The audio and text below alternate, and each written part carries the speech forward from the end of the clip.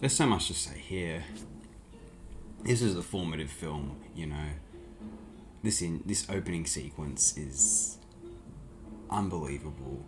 It's such a formative memory for myself.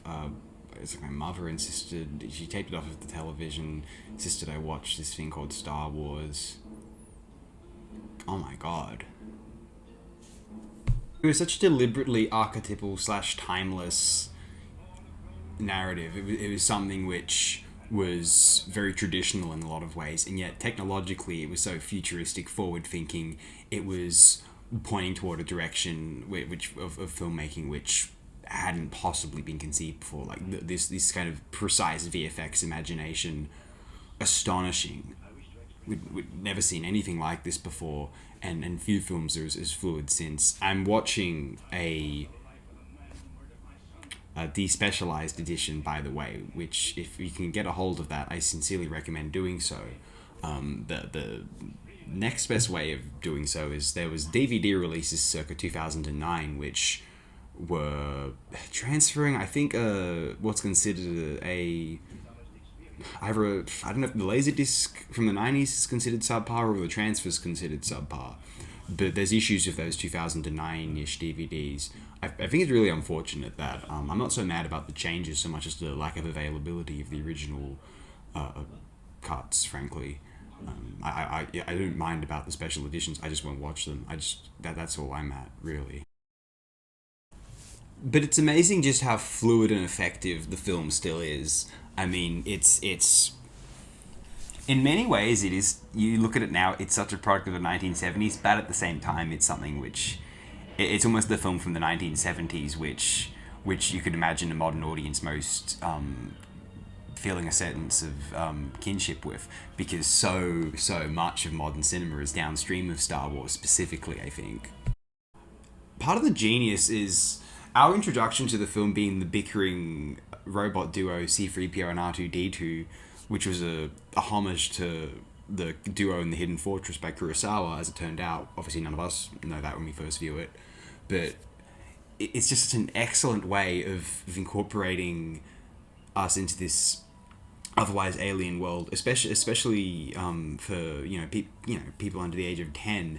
These characters, these kind of bickering, entertaining, colorful duo, and we're going to it's just such a just inserting these kind of Muppet-esque characters into the space opera saga. They're kind of just, it's all normal to them, and they're kind of trying to find their way through it.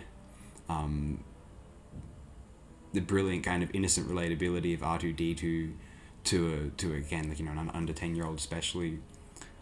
George Lucas, it's like he considered every little scene in this film, every frame. He was so poised to coalesce everything that appealed to him about those space opera serials, Buck Rogers, Flash Gordon, he viewed as a child, then imbuing it with all of the formative influences of film school, Akira Kurosawa and world cinema. There's even homages to bloody Triumph of the Will in here, apparently.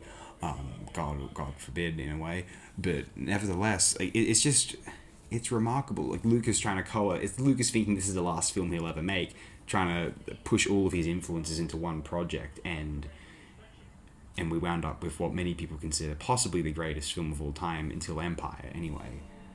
I mean, my God, this is still on my short list. This is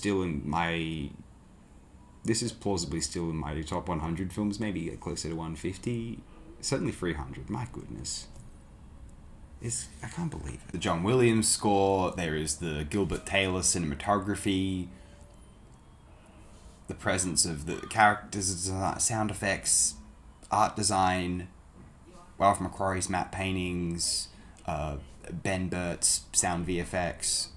So much comes together to make this film essentially a masterpiece, in my humble opinion. Star Wars is another film I would nominate where I think every scene in Star Wars is a really good or great scene. The opening sequence on the Tantive 4 leading up to when 3PO and R2 are on Tatooine, one of the great segments of film ever realized. And then 3PO and R2 on Tatooine being captured by the Jawa Sandcrawler, being separated and reunited, obviously, and then coming into contact with Owen and Luke, and then Luke Skywalker, of course. That's phenomenal. Afterward is, of course, our introduction to Luke Skywalker proper. There's that amazing scene where he uncovers the secret message in R2D2, "Help me, Obi-Wan Kenobi, you're my only hope." That's phenomenal. Then there's a scene where he has dinner with his aunt and uncle. That's a nice scene. And then one of the most iconic moments in not only this film but film history, when he looks at the twin sons. Afterward, he walks back into the home. C-3PO's there, Revengeance at R2's scurried off. They look out with his binoculars into the night and decide they're going to leave in the morning. Nice stretch there. Good stuff. Then the next sequence is actually quite sad when you watch it many times over. It's our last scene with Uncle Owen and Aunt Beru. Beru reveals Owen, Luke's gone off early in the morning, and Uncle Owen's like, "Oh, if he's not back, there'll be hell to pay." Very sad. Then the Tusken Raiders / Sand People sequence. Then meet Ben Kenobi, Alec Guinness, phenomenal. And the lightsaber, Obi-Wan receives the message. Great stuff. This is followed by the absolutely iconic and genius "I find your lack of faith disturbing" Death Star meeting scene, where we meet the brilliant Peter Cushing as Grand Moff Tarkin, one of my favourite characters in the history of Star Wars. It's a real shame what happened with... I enjoy the Rogue One film by Gareth Edwards, but I was really upset with how they CGI'd Peter Cushing in that film. That was not on. Just make him up. If you're going to CGI him, at least just make him a hologram, right? Having him appearing as like a blue wouldn't have been as jarring. What follows is Luke, Obi-Wan, 3PO, and R2 discovering the destroyed Sandcrawler, and then another horrifyingly tragic scene of Luke discovering the remains of the farmstead and Uncle Owen and Aunt Beru. Afterward, he returns to Obi-Wan. We have the enormously brilliant Mos Eisley sequence, culminating with them leaving the Millennium Falcon after meeting Han and Chewie, escaping from some stormtroopers, and then they're in space escaping from Star Destroyers. We see our jump to hyperspace. Very brilliant. Almost every scene in this film was iconic. That's why it was parodied ad nauseum in these horrible Robot Chicken and Family Guy things. That really contributed, even prior to the newer films coming out, to this kind of Star Wars saturation, which has really been a thing throughout almost my entire lifetime, frankly. It's almost as if after Revenge of the Sith came out, they've still been trying to milk Star Wars as an IP for all it's worth, even before Force Awakens came out, even before the Disney purchase of Lucasfilm in 2012, I think it was, when they announced Star Wars Episode 7, way back when now. 10 years ago now. Goodness. I forgot to mention there's that creepy brief, the start of that interrogation scene of Princess Leia with the horrible torture droid thing. Oh, yikes. That's in between Luke discovering Owen and Beru's remains, the burnt farmstead, and him returning to Obi-Wan and 3PO and R2 with the Sandcrawler, with burying the Jawas, cremating the Jawas, I ought to specify. And afterward, of course, is the destruction. After the sequence of the escape from the Star Destroyers, it's Peter Cushing, Grand Moff Tarkin, ordering the destruction of Alderaan. Afterward, Obi-Wan feels a horrible presence, and then we see that on the Millennium Falcon. He's giving Luke his lightsaber training. Han Solo, I call it luck, and Obi-Wan. In my experience, there's no such thing as luck. We also have the iconic chess game as well. Isn't that brilliant? We intermittently cut to Vader and Tarkin here and there. I love these scenes to bits. Eventually, the Falcon emerges where Alderaan's supposed to be. There's just asteroids, and then they come across what appears to be a moon, but it's actually a space station. The whole Death Star sequence, when they're sneaking around, trying to deactivate the tractor beam, plus rescue the princess. This is about... It's about half an hour of the film, and it's just phenomenal, isn't it? I've said that word way too many times. The garbage compactor sequence. Han trying to ensure that reinforcements don't arrive to the prison sector over the radio. "Everything's okay up here. We're all good now. How are you?" It's just great.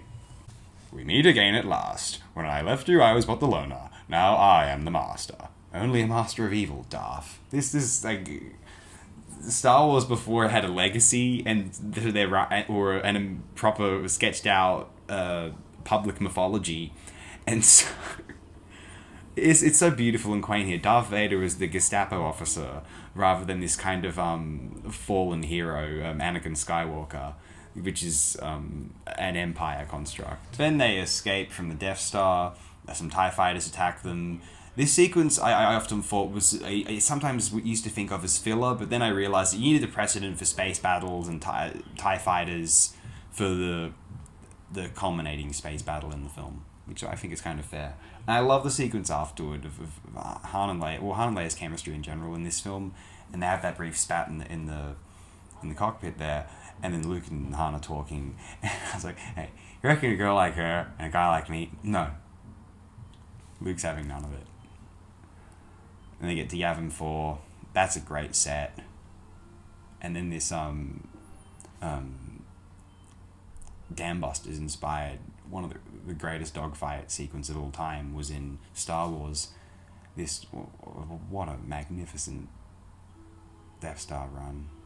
You don't get much better than that. I notice there are little things that they add in the special editions that you don't notice.